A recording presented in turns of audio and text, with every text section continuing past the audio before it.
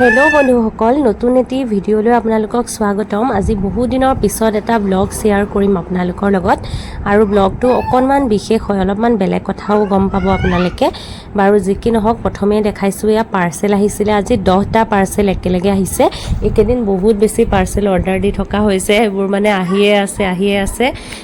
কিছুমান নৈৰ বস্তু, কিছুমান আমাৰ মাৰ, কিছুমান নেহা ধুনু আইতা এতিয়া মানে দুদিনমান আগতে আমাৰ ঘৰতে আছিলে বাৰু। তাৰপিছত এতিয়াও থকাৰ নিচিনাই লগত আপোনালোকক জনাম বাৰু গোটেইখিনি। গতিকে তেওঁলোকৰো বস্তু কিছুমান আছে, তেনেকৈ মানে কিবাকিবি অৰ্ডাৰ কৰা হৈছিলে। শ্বৰ্টছত ইতিমধ্যে চাগে আপোনালোকে নেহা ধুনুক দেখিছে, মোৰ বহুত পুৰণা ভিডিঅ'ত আগতে দেখিছিলে নহয় জানো, আকৌ এতিয়া দেখা পাই থাকিব বাৰু। মানে নেহা ধুনুৰ মাক দেউতাক ঢুকোৱাৰ পিছত, মানে মোৰ মাহী মহা ঢুকোৱাৰ পিছত মোৰ লগতে আছিলে সৰুতে দুদিনমান ক'ভিডৰ সেই সময়ছোৱাত, মানে ঢুকোৱাৰ পিছতে, মাহী ঢুকোৱাৰ পিছত। তাৰপিছত আৰু আইতাৰ লগত গুচি গ'ল। তাৰপিছত নেহাক SOS চিলড্ৰেন ভিলেজত পঠোৱা হৈছিলে গুৱাহাটীত পঢ়া শুনা কৰিবৰ কাৰণে, কিন্তু তাই ৰিচেণ্টলি গুচি আহিলে, মানে নিজে মৰ্জিমতে গুচি আহিছে। তাই থাকিব মানে মন কৰা নাই, যিহেতু দাদাওক আছে তাইৰ, মানে নিজৰ এতিয়া দাদাকৰ লগত আইতাকৰ লগত থাকিব বিচাৰে ন, বা আমাৰলৈও মনত পৰি থাকে তেনেকৈ কৈছে আৰু গুচি আহিলে। গতিকে এতিয়া আৰু মানে লগতেই তেনেকৈ ৰখাৰ নিচিনা, দাদাকেও এতিয়া মানে আকৌ পঠাই দিব বিচৰা নাই, তাইও যাব বিচৰা নাই, সেয়ে এতিয়া একেলগে থাকিব। আপোনালোকৰ আমাৰ ঘৰটোৰ কথা চাগে মনত আছে ন, যিসকলে ভিডিঅ' চাই থাকে, চিনাকিসকলেতো জানেই বাৰু। আমাৰ এই ঘৰটো যে তলা মাৰা আছিলে ইমান দিনে, মোৰো মনটো বেয়া লাগি থাকে।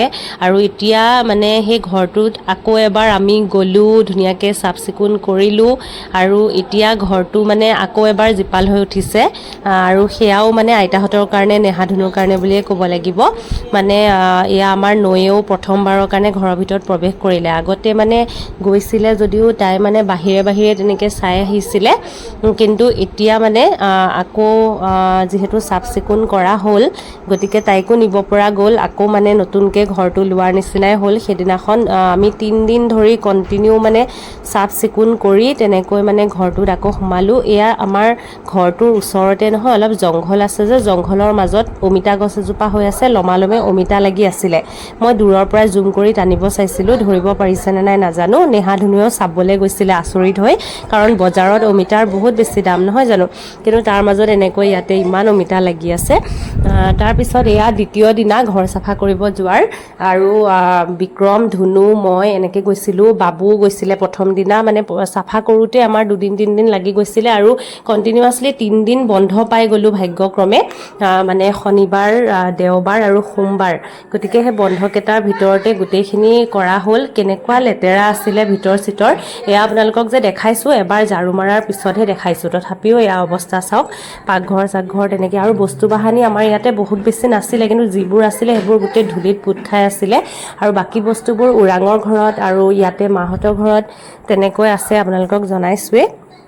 গতিকে যিখিনি বস্তু আছিলে, বাচন বৰ্তন কিন্তু বহুত আছিলে, বহুতবোৰ বাচন বৰ্তন গোটেই ধূলি বালি হৈ আছিলে। আৰু গোসাঁই ঘৰটো সেই ডাঙৰ ৰুমটোতে, বেডৰুম এটা খালী পৰি আছিলে, তাতে থোৱা হৈছিলে। যিহেতু আমি 2টা থাকোঁতে বহুত জেগা মানে এনেই থাকি গৈছিলে ন, গতিকে সেই আটাইবোৰ বস্তু চিজিল কৰিবলৈ মানে এতিয়া ৰেডি কৰা হৈছে। আকৌ ইনভাৰ্টাৰটো অকণমান কিবা কানেকশ্যনৰ প্ৰব্লেম এটা হৈ আছিলে, সেইটোক লৈও আকৌ ব্যস্ত হ'ব লগা হৈছে ইনভাৰ্টাৰ ঠিক কৰিবলৈ।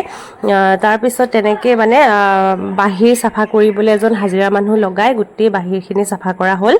আৰু পিছদিনাখন আকৌ এয়া মানে মহিলা এগৰাকীক লগাই ভিতৰ চিতৰ মুচোৱা হ'ল। আৰু ভিতৰৰ এয়া যে দেখিছে ফিল্টাৰ, বাচন চাচন এইবোৰো গোটেই আমি নিজে চাফা কৰিলোঁ। ফিল্টাৰটোতো মোৰ মায়ে চাফা কৰিলে, আৰু বাচন বৰ্তন সোপা গোটেই বিক্ৰমে ময়ে গোটেই চাফা কৰিছোঁ পাকঘৰৰ। অকল তলৰ ফ্ল'ৰবোৰহে মানে সেই মানুহগৰাকীয়ে চাফা কৰি দিছে, আৰু মকৰা জাল চালবোৰ চাফা কৰি দিছে।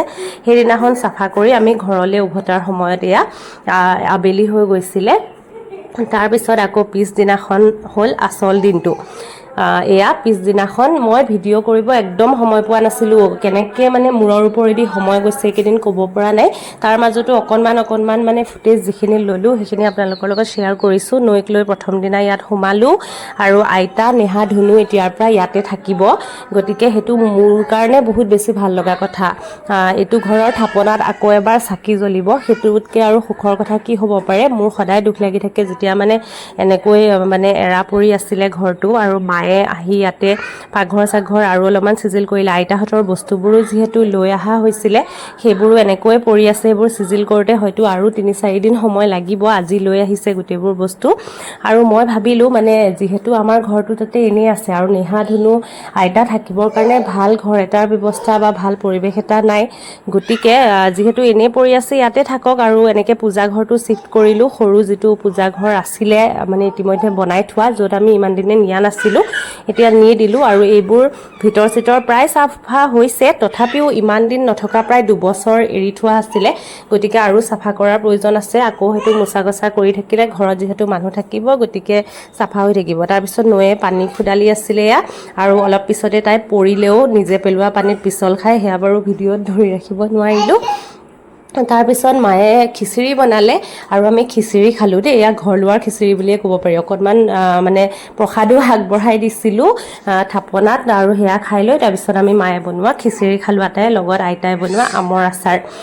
এনেকৈ শংকৰদেৱৰ তিথি আছিলে দেই সেইদিনাখনেই মানে ঘৰ লোৱাৰ নিচিনাই হ'ল আকৌ এবাৰ। মই পিছে ইয়াত নাথাকোঁ, সন্ধিয়ালৈকে এয়া চাওক খুব ধুনীয়াকৈ চব চিজিল হৈ গ'ল। আইতা নেহা ধুনুহে থাকিব, মই মাজে মাজে অৱশ্যে আহি থাকিম। বাকী সেয়া আৰু আপোনালোকৰ যদিহে ভিডিঅ'টো ভাল লাগিলে তেতিয়াহ'লে লাইক এটা কৰিব। সোনকালে আহি আছোঁ, বাই।